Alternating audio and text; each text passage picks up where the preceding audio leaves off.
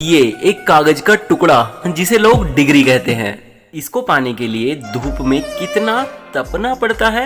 अपने गांव से दूर शहरों की भीड़ भाड़ भरी सड़कों पर जैसे भी हो हालात चलना तो पड़ता है। खैर, ये है अपना मेरठ, वो जगह जहां मैंने अपनी जिंदगी के 3 साल दिए। मेरठ के इस डीएन कॉलेज से मैंने अपना ग्रेजुएशन कंप्लीट किया और आज मैं आया हूं अपनी डिग्री लेने।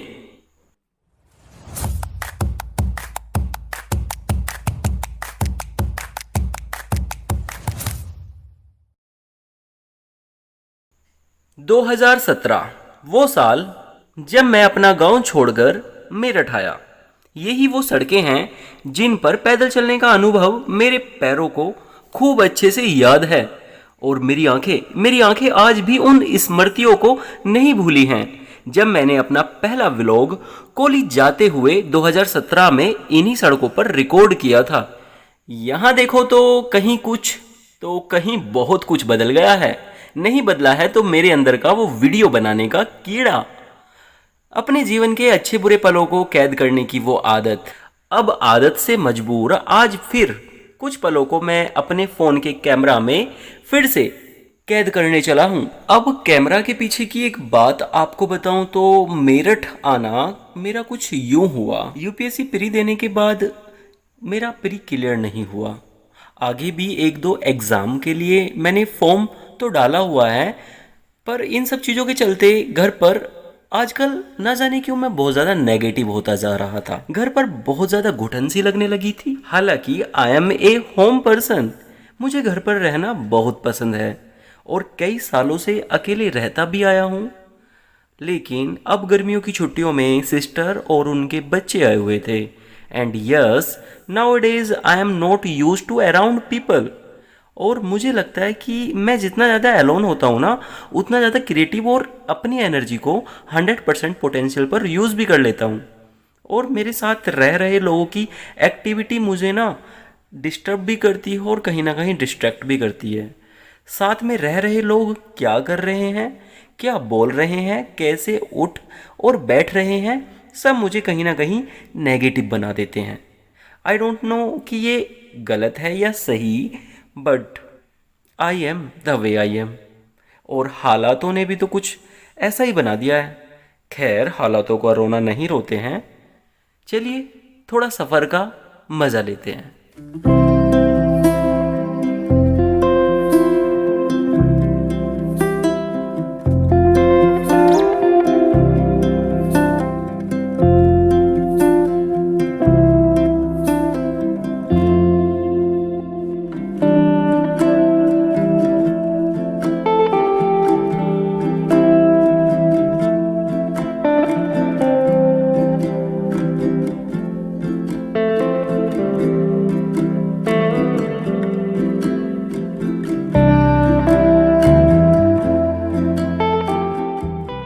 अभी मैं हूं मेरठ के बेगम पुल पर, जहां मुझे लग रहा है कि आसपास में शायद मेट्रो का काम चल रहा है।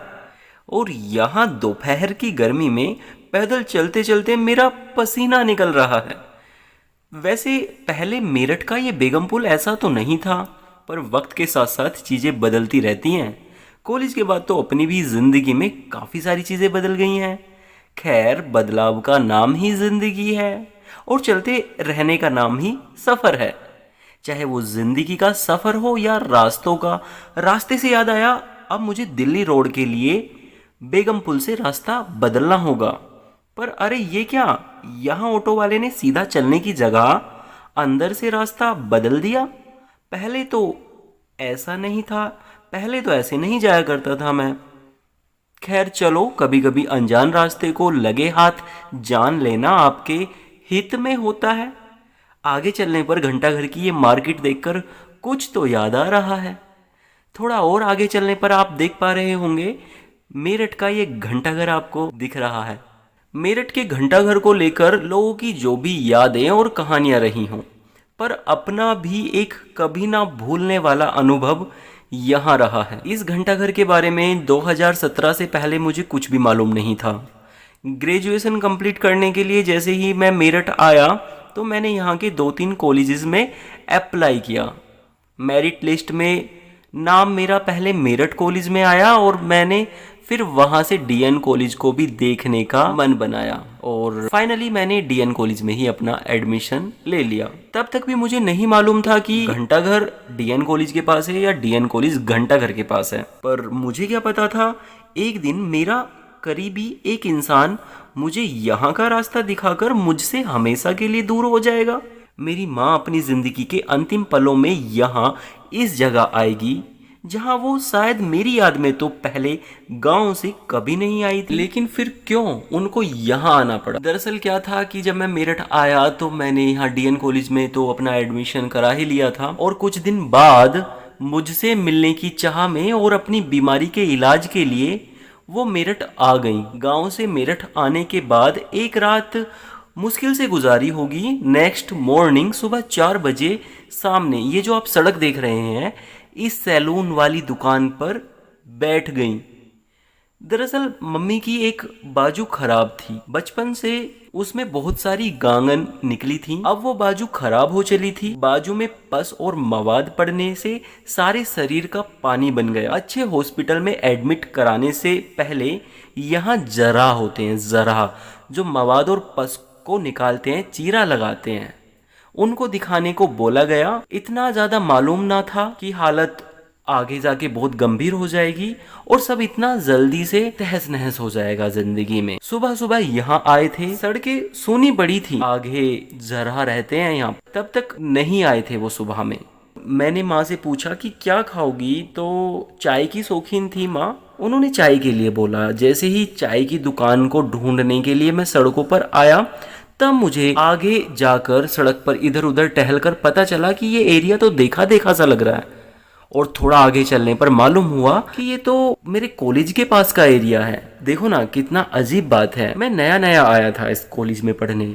कॉलेज से आगे जाकर मैंने देखा नहीं, लेकिन अब दूसरी साइड से जब घंटाघर के एरिया से थोड़ा आगे बढ़ा कॉलेज नजर आया, तब पता चला कि ये सब मिला जुला एरिया है। सो कुल मिलाकर जाते जाते कॉलेज का तो रास्ता माँ मुझे दिखा गई। मैंने वैसे उस रात माँ से कहा था कि मुझे स्टडी छोड़ना है और मुझे कुछ काम करना है, पर उन्होंने कहा नहीं, स्टडी नहीं छोड़ना है। मैंने तो स्टडी नहीं छोड़ी, पर माँ मुझे छोड़ गई और अब जिंदगी की कहानी आगे बढ़ गई।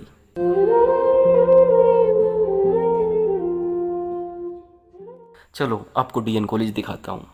ये पहले नीम का पेड़ हुआ करता था। एग्जाम जब देने आता था मैं यहाँ पर तो 1-2 घंटे पहले मैं आके बैठ जाता था और यहाँ पर कभी कभी अपना रिवीजन करता था तो कभी कभी अपने सहपाठियों का इंतजार।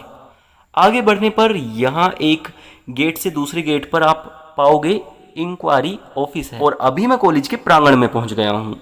इंक्वायरी ऑफिस के आगे अब वो काम भी निपटा लेता हूँ जिसको करने के लिए मैं यहाँ पर आया हूँ। साल 2020 में मैंने अपना बीएससी पीसीएम के साथ कंप्लीट कर लिया था। मार्कशीट तो हमें तभी के तभी मिल गई थी, रह गई थी तो बस अपनी डिग्री। ये देखो अभी भी रजिस्टर्ड है मेरा नाम यहाँ। नाम देखकर अच्छा लगा, ऐसा लग रहा है कि अभी भी कुछ है यहाँ। लेकिन आज फिर से अगर हम अपनी डिग्री यहाँ से ले जाएंगे तो क्या बचेगा यहाँ? बस वही यादें और इस व्लॉग में आपसे करी गई बातें। लीजिए फाइनली डिग्री आ गई है हमारे हाथ। अब कॉलेज से कहना है मुझे एट डीएन कॉलेज, शायद यहीं तक था हमारा साथ। अब आगे शायद कोई और रोहित या नया अभ्यर्थी यहाँ फिर से आएगा। कुछ कहानी तो वो पहले से लेकर आएगा और कुछ यहाँ से कैद करके ले जाएगा और ये सिलसिला यूं ही ऐसे ही चलता जाएगा। डीएन कॉलेज वालों, जब जब याद आए कॉलेज की देख लेना इस वीडियो को। अगर कॉलेज आ ना पाओ किसी भी रीजन से तो ये व्लॉग आपकी यादें ज़रूर ताज़ा करके जाएगा।